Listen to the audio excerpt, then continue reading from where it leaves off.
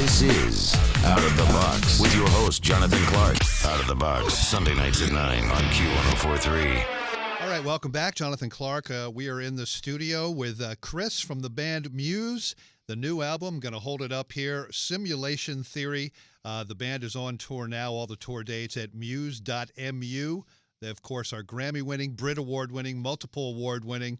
Chris, welcome back to the show, man. How are you? I'm good. How's it going? Very good. I want you to hold this album up and show it to the camera and sort of point out some things that are going on there, because there's obviously some 80s references. I think we have Teen Wolf, perhaps. I look at that and I see Teen Wolf, but it could be, I don't know, I'm sure it could be a number of things, but I think that's Teen Wolf. I think there's a bit of Back to the Future in there. That's kind of DeLorean-esque. DeLorean-esque, yes.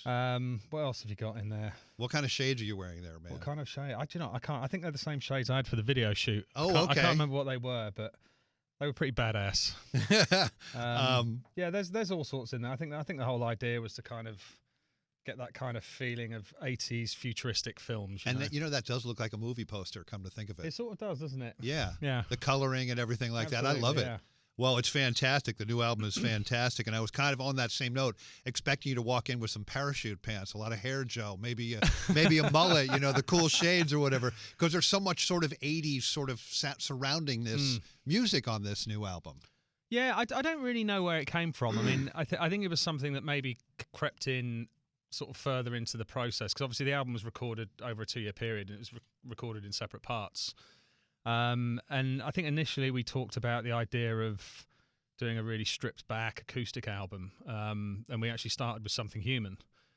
And then I don't really know what happened, and we didn't really carry on going down that road. And you took a left turn, I think. We did, yeah. And I think, I don't know, I think because we weren't in the studio for like months and months on end, I think it just, recording individual songs at different times, we just started experimenting a little bit more. And I think we were kind of exploring some of the more electronic things that maybe we'd hinted towards in the past. So I think that became more the sort of area that we were looking at, really. And then that kind of made us start thinking about the 80s, and, some of the sounds we were coming up with sounded like 80s things. And I guess that kind of took us right back to childhood, really, because, a lot of people say that, the 90s was probably the most influential era for us. And it was in a way, because that was when the band got together and we were listening to, Nirvana and Rage Against the Machine and stuff like that. But actually, our earliest exposure to music was the 80s. Right. We listened to the stuff that was on the radio when we were in the car with our parents, or the stuff that our parents were listening to. So I think we started thinking a lot about, some of that early 80s, those early 80s memories that we, grew up with. And then we thought that would be a really cool thing to maybe use for some of the visual aspects and the videos, because I don't think we really had anything like that with our videos before. I mean, they've always kind of been a bit of an afterthought and a bit of a rush. You finish your album and you've got to have an album cover quick, and you've got to do some videos quick. And you had a unique approach to this. You're like, put out a single every couple of months, for a year or so, right? I mean, exactly, yeah. And it gave us a lot more time to think about all of these other things, like the cover and like the videos. And this 80s thing seemed like a cool thing to pursue. Hey, put on those headphones a second, because I want to play you a question from a super fan who was waiting to see you in line since 5 a.m. this morning. All right, here we go. Hey, my name's Matt. I'm from right here in Manhattan on the Upper West Side. I'm a huge fan of yours, and what I and a lot of fans want to know is, obviously a lot of work was put into the music videos for this album, and there are a lot of elements in each video that refer to others and recurring characters and themes. And what I and a lot of fans want to know is how that all connects. What's the overarching, if there is one, is there an overarching plot? Is there somewhere where Lance Drake, director obviously, mapped it all out? And I'd love to hear you guys talk a bit about that. Wow. He was like the super Muse fan, right? I mean, well, I think we'd always liked the idea that, there could be some sort of theme that would run through the visual aspect in the videos.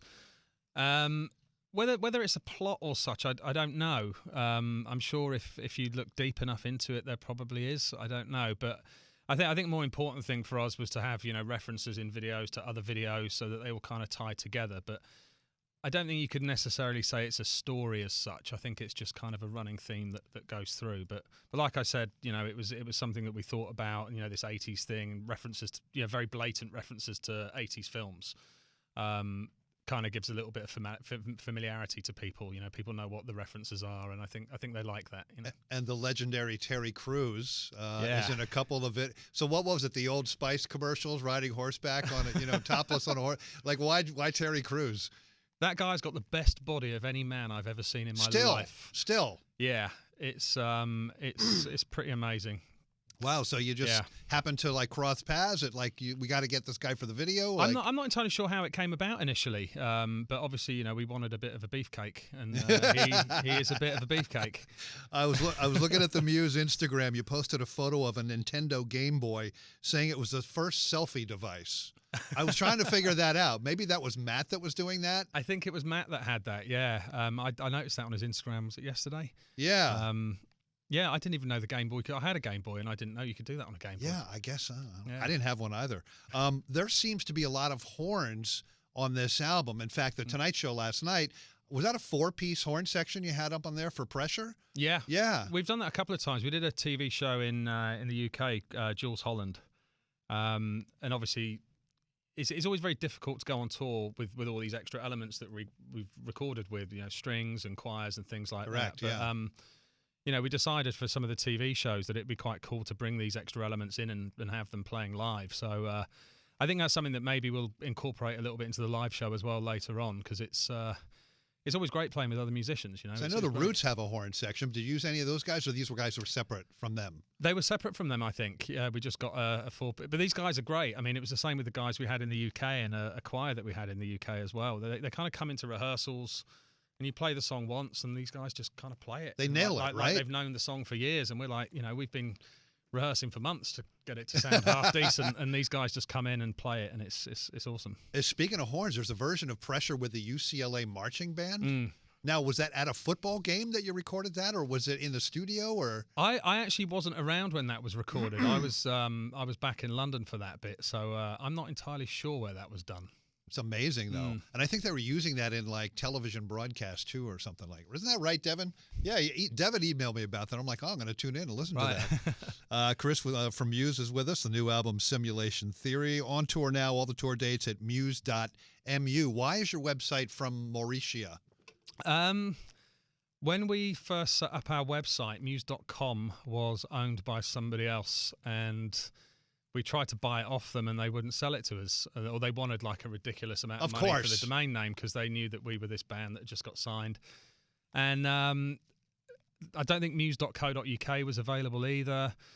I think muse.org was, but we didn't like the sound of that. And then we realised that muse.mu, obviously being the first 2 letters of the band, that was available, and we thought, actually, sounds quite cool. And it's an island off Africa, right, in the Indian Ocean. Yeah, amazing. Okay, 80s bands, you have to pick one. I'm going to give you 4. Pick one, your favorite, top of your head.